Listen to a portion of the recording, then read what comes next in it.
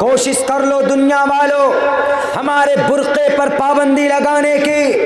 अगर हमारा बच्चा पढ़ा लिखा होगा तो फ्रांस के उन जाहिलों को कहेगा कि तुमने बुर्के पर पाबंदी लगाई इसलिए कि ये यूनिफॉर्म है, इसलिए कि हमारी माँ और बहनों की ब्यूटी ढक जाती है।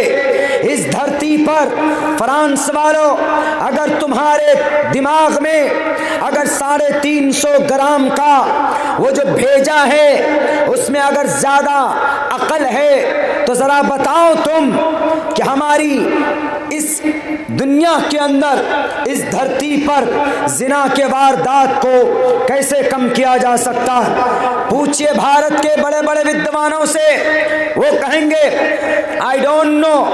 आप पूछिए किताबों से, ऋग्वेद से पूछो कि जिना से कैसे बचें, नहीं बताएगा। बाइबल से पूछो कि जिना से कैसे बचें, नहीं बता सकता।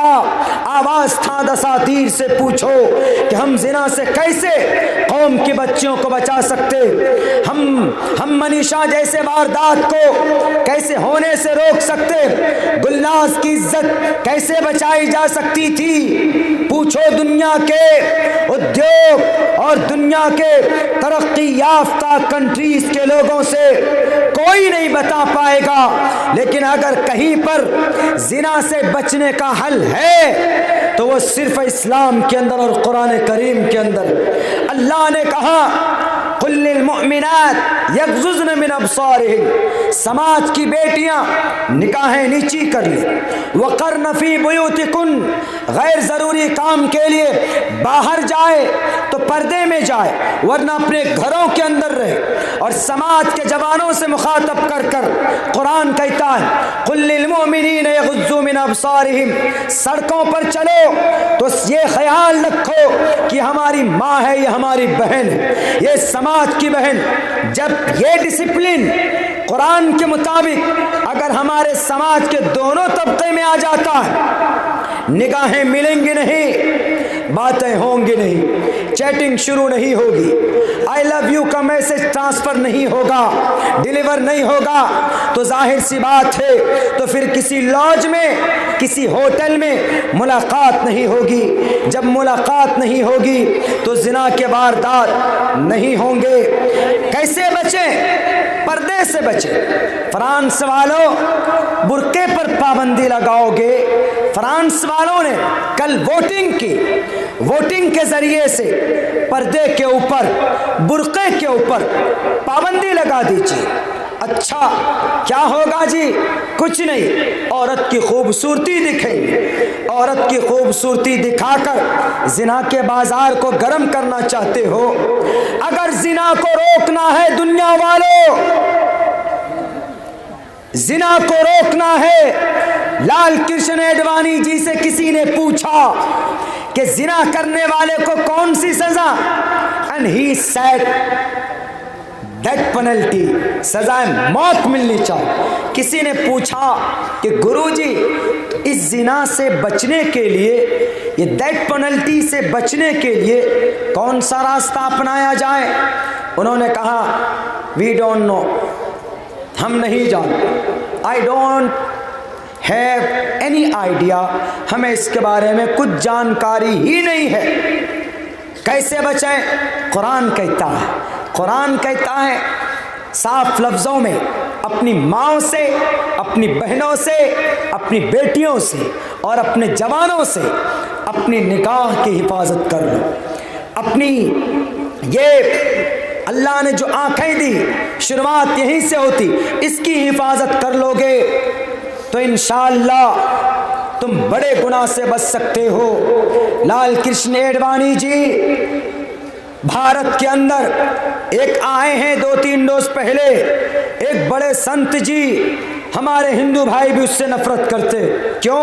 उन्होंने ऐसे गलत बयानी की, मैं जवाब दूंगा और इन यूट्यूब चैनल के माध्यम से उनके कानों तक यह जवाब पहुंचनी चाहिए, ये दावा, ये चैलेंज उनके कानों तक जाना चाहिए। उन्होंने क्या कहा है? सबसे पहला जिहादी मोहम्मद थे और मोहम्मद ने नौज़ बिल्लाह नौकरी की, गुलामी की उनके बाद फिर मोहम्मद ने किसी आदमी की हत्या की और उनके जायदाद पर कब्जा किया, ये इल्ज़ाम लगाने से पहले तुम्हारी जुबान क्यों गूंग नहीं हो गई?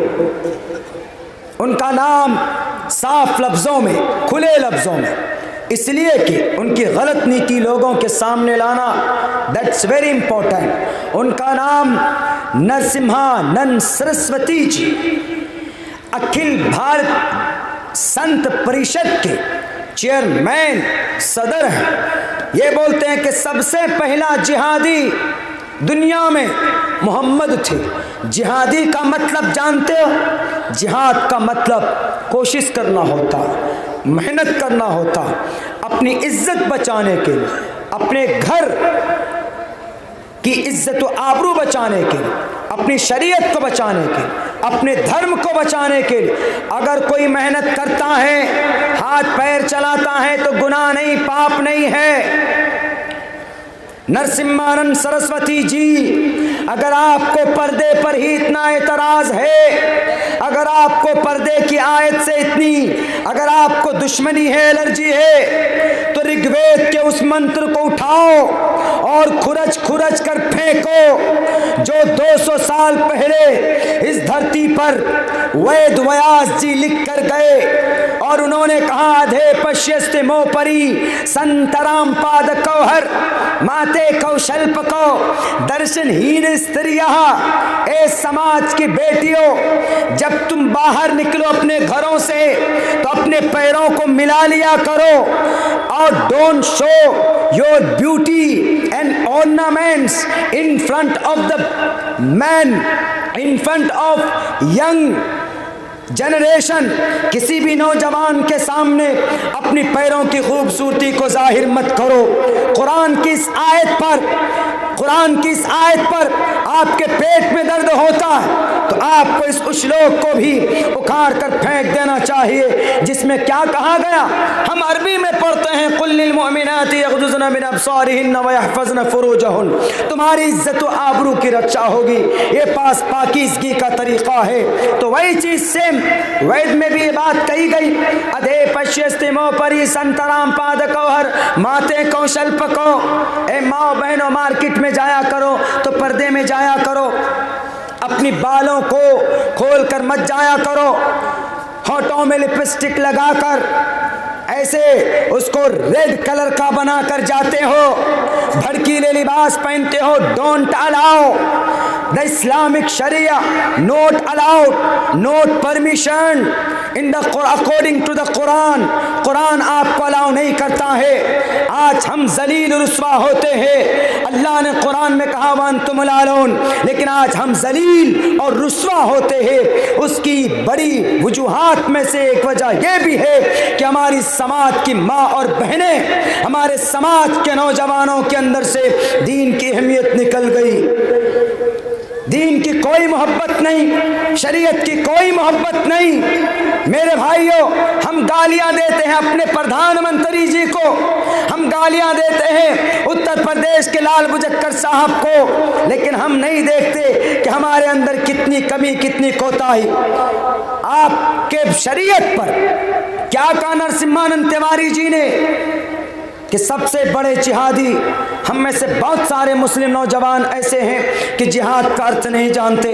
आपके सामने में अगर हिंदू भाई कहें कि तुम मुसलमान जिहादी हो तो जिहाद का क्या मतलब समझाएंगे आप कहेंगे कि नहीं, जिहाद का मतलब हम नहीं जानते, हमारे उलमा जानते। Why don't you know about jihad? Who denied you? Who stopped you? किसने मना किया? आपको जानना चाहिए कि जिहाद का मतलब क्या होता है। क्या मोहम्मद सबसे बड़े जिहादी? जिहाद का मतलब होता है अपनी रक्षा के लिए, अपनी इज्जत की हिफाजत के लिए, अपनी शरीयत की हिफाजत के लिए, अपने धर्म की हिफाजत के लिए, अपने कर्म की हिफाजत के लिए, अगयार से, दुश्मन से मुकाबला करना, मैदान में आकर उनकी तलवार से उनके सर को तन से जुदा कर देना, इसको जिहाद बोलते हैं। जिहाद का ये मतलब नहीं होता कि नारे तकबीर, अल्लाह अकबर, हिंदू भाइयों को कत्ल करो। उसका यही कहना था, नरसिम्हानंद सरस्वती जी, अगर जर्रा बराबर भी आपके अंदर समझदारी है तो आप आए मैदान में, दोबारा वीडियो क्लिपिंग कीजिए, सामने में बैठिए, मैं एक तरफ कुरान और वेद लेकर बैठता हूं, आप एक तरफ अपने रामायण महाभारत गीता लेकर बैठिए। इंशाअल्लाह मुझे विश्वास है, मुझे एतमाद है, मैं जो कुरान से पढ़ूंगा वही चीज आपके वेदों के अंदर मुकम्मल तौर पर मैच करेगी। एक वर्ड, एक लफ्ज आगे पीछे नहीं होगा मीनिंग के एतबार से, लेकिन ये गलत अफवाह लोगों के बीच में फैलाना बंद करो कि सबसे बड़े जिहादी थे मोहम्मद। बताओ मोहम्मद ने किस पर जिहाद किया था? मोहम्मद रसूलुल्लाह के ऊपर 13 साल तक मजालिम के पहाड़ तोड़े गए, सहाबा किराम को दर्दनाक अज़ियत दी गई, तकलीफें दी गई, तब भी मोहम्मद रसूलुल्लाह ने किसी भी इंसान का एक कतरा खून तक अपने हाथों से नहीं बहाया। इन्नल मुलूक इज़ा दखलू क़रियतन अफ़सदूहा। नरसिम्हानंद जी याद रखिएगा, 10,000 का लश्कर लेकर मोहम्मद चले थे मदीना से मक्का को फतह करने के लिए। सहाबा किराम के अंदर एक जोश थी, एक ताकत थी, और ये कह रहे थे इन्नल यौम यौम मलहमा, आज गोश्त का दिन है, यानी आज कुफ्फार का, मुशरिकीन के, चेलों का, उनके गुलामों का आज एक एक की गर्दन उतारी जाएंगी। अल्लाह के नबी ने कहा, ए साद तुम ये नारा क्यों लगाते हो? अल्लाह के नबी को जवाब दिया जाता है, ये अल्लाह के नबी आप भूल गए, ये वही लोग हैं जिन्होंने बिलाल हबशी को अज़ियत दी थी, ये वही लोग हैं जिन्होंने बीबी सुमैया को बीच से चीरा था। नरसिम्हानंद जी, ये आपको याद क्यों नहीं है? सहाबा को तकलीफ दी गई तब भी मोहम्मद रसूलुल्लाह खामोश रहे, सहाबा किराम को अज़ियत दी गई तब भी अल्लाह के नबी खामोश रहे। तुम कैसे इल्जाम लगाते हो? इतना मत गिरो, अपने ज़मीर को इतना मत बेचो कि इंसानियत भी शर्म करने लगे। क्या बोले आप कि बड़े जिहादी थे? अल्लाह के नबी ने कहा उन सहाबी को बुलाकर कि मेरे प्यारे सहाबा, क्यों तुम ऐलान करते हो अल-यौम यौम मलहमा? क्या आज हम मुकाबला करेंगे? हमारी तलवार होंगी, इनकी गर्दनें होंगी। इन्होंने कहा, सहाबी ने कहा कि अल्लाह के नबी आपको याद नहीं है, ये वही जगह है जहाँ पर आपका खून बहाया गया, जहाँ पर हजरत खब्बाब को इतनी तकलीफ दी गई, इतनी तकलीफ दी गई, अंगारों पर लिटाकर ऊपर से उनको रखा गया, अंगारे जलाकर पिघल पिघल कर खून और चर्बी, अंगारे बुझ जाते थे, हजरत खब्बाब के सारे गोश्त सिर्फ हड्डी नजर आती थी। अल्लाह के नबी आपको वो दिन याद नहीं है? नरसिम्हानंद जी याद रखिए इन वाक़यात को, ये सीरत की किताबों में नहीं है, ये आपके शास्त्रों में है, ये आपके वेदात में है, जिसके अंदर कहा गया चतुर्भिर भ्रातृभिर देव करिष्यामि कलिक्ष्यम। क्यों नहीं पढ़ते? क्यों नहीं आपके गुरु ने पढ़ाया? क्यों नहीं कहा मलेच्छ भाषा कीर्ता तैन वैद वाक्य प्राण मुखा? क्यों नहीं आपको याद है? आपको याद होना चाहिए। आप पहले जानकारी लीजिए, तब आप बैठकर अनाप शनाप बकिए। मोहम्मद रसूलुल्लाह ने उस सहाबी को बुलाकर कहा कि साथ तुम ये नारा क्यों लगाते हो अल-यौम यौम मलहमा? मैं मोहम्मद हूँ, मैं मोहम्मद रसूलुल्लाह हूँ, मैं सिर्फ एक बादशाह की शान मेरे अंदर लोगों ने देखी कि मोहम्मद एक बड़ा बादशाह बन गया।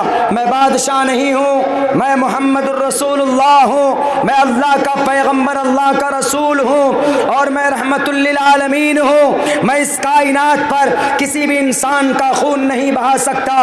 अल्लाह के नबी चाहते तो मुकाबला कर सकते थे, बदला ले सकते थे, लेकिन अल्लाह के नबी ने किसी से बदला नहीं लिया। नरसिम्हानंद जी, पता है, आप याद करना मेरे इन अल्फाज को, अपने शास्त्रों में कहा मोहम्मद ने सल्लल्लाहु अलैहि वसल्लम, इज़हबू व अंतुम तुलक़ा ला तसरीब अलैकुमुल यौम, जाओ आज किसी पर कोई जुल्म ज़्यादती नहीं होगी। मोहम्मद इब्न अब्दुल्ला आया है मक्का से, मदीना से मक्का को फतह करने, लेकिन मक्का की किसी बेटी को, किसी बेटे को, किसी औलाद को, किसी बच्चे को यतीम नहीं बनाया जाएगा।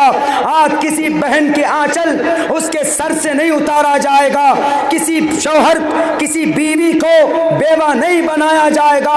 आज सबको माफ करता हूं मैं। नरसिम्हानंद जी, आपने पढ़ा, आपको पढ़ना चाहिए। इल्जाम लगाने से पहले पढ़ना चाहिए। मैं जलसों में 100 मरतबा श्री रामचंद्र जी का नाम लेता हूं, कृष्ण जी का नाम लेता हूं, लेकिन मैं अदब के साथ लेता हूं। कोई भी, हमारे जितने भी अकाबरीन, हमारे जितने भी पूर्वज, सबने नाम लिया है इज्जत के साथ। क्या? श्री रामचंद्र जी और श्री कृष्ण जी, विष्णु जी, विघ्नहर्ता गणेशा जी, ब्रह्मा जी, शिव जी, ऐसे बोलते हैं। काल भैरव जी, दुर्गे माता जी, काले माता, काली माता, काली मैया, नाम इज्जत से लेते। भले ही बहुत सारी देवमालाई कहानियां उनके अंदर ऐड की गई, लेकिन इज्जत के साथ हम नाम लेते। इतना ख्याल रखते हैं कि आपको तकलीफ ना पहुंचे और आपकी जुबान में लगाम नहीं। आपने फौरन कह दिया कि मोहम्मद पहले जिहादी थे इस दुनिया के अंदर, और 23 साल के अंदर इतना बड़ा इंपेयर खड़ा किया, इतना बड़ा इंपेयर 23 साल के अंदर कि सर का दर्द बना हुआ। क्या गलत बातें फैलाते। आप लोगों ने वो वीडियो सुना। मेरे भाइयों, ये गलत फहमी पैदा की जाती इसलिए ताकि हमारे नौजवानों को प्रॉफिट मोहम्मद सल्लल्लाहु अलैहि वसल्लम से उन्हें काटने की कोशिश की जाए। लेकिन हमें इस बात पर गर्व है कि जब तक हम जैसे तालिब इल्म हैं, जमील अख्तर शफीक जैसे हमारे नौजवान आलिम दीन हैं, और हमारे अकाबरीन जैसे हमारे सलफ हैं जो हमारी रहबरी करते हैं, तुम्हारी ये दुकान ज़्यादा दिन तक हम चलने नहीं देंगे। इसलिए धर्म के नाम पर लोगों को बेवकूफ़ बनाते हो तो हम कहेंगे कि लोगों, धर्मस्तस्य हयाते कुरूलम शरीरेने शमम नाशम सर्वमन यद्धि गच्छति। धर्म ही सब कुछ है। अगर धर्म के मुताबिक तुमने जिंदगी नहीं गुजारी इस धरती पर, इस पृथ्वी पर, तो मरने के बाद क्या लेकर जाओगे?